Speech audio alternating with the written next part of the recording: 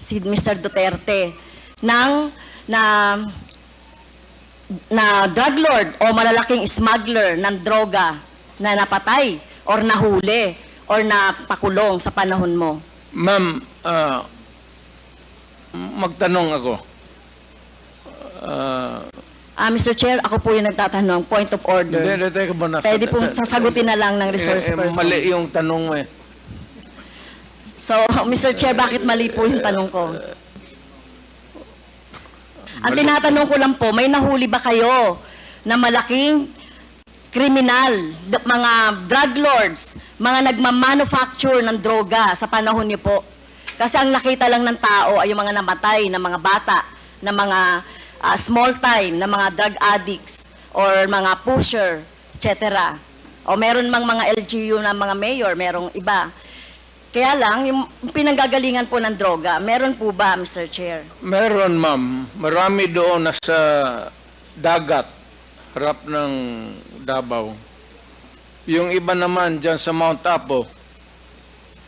Can you elaborate on that? Anong dagat at anong tapo? Tinapon ko. Sino po yung mga tinapon ninyo na mga drug lord at smuggler at malalaking fish sa droga? Hindi ko na tinanong bakit pa ako magtanong. Basta pag nahuli, drug lord, I take over, lagay ko sa bangka, pagdating doon sa dulo, talian ko yung kamay pati paa, tapos itapon ko.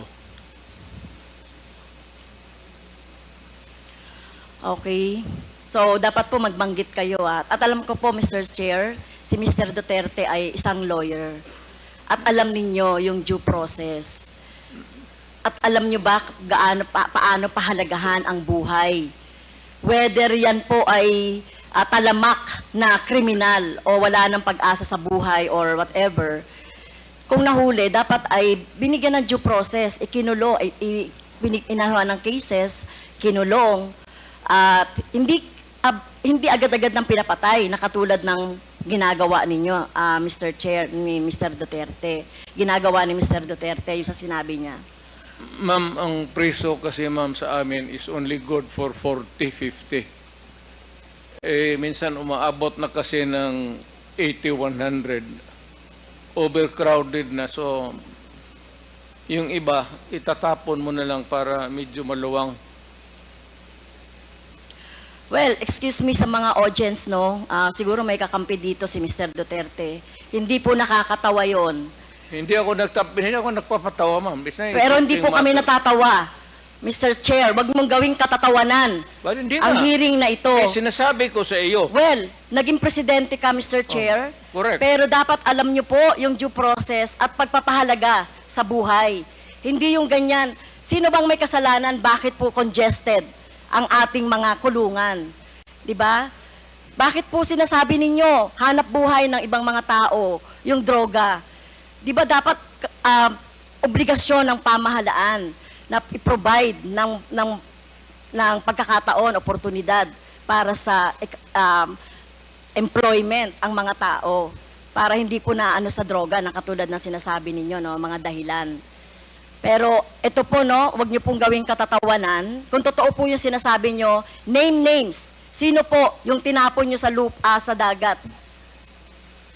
Nakita pa po ba yan ng kamag-anak niya? Ito katulad po ng mga biktima ng ating droga, ng biktima ng EJK dito. Wala man, Davao man ako assign, ma'am. Hindi po. Hindi ito man katulad dito? nito, katulad niyan. Sinabi po Mr. Chair ng ating ni Mr. Duterte na pag may nahuli siya na sangkot sa droga o malalaking fish, tinatapon niya. So ganun na po ba ka-cheap? O wala kayong pagpapahalaga sa buhay ng tao? Kaya sa panahon ninyo ng war on drugs, no wonder 30,000 or less ang namatay sa panahon ninyo. Sa halip na gawin ninyo ay i-rehabilitate, bigyan ng trabaho, pero ang ginawa ninyo sa mga pulis o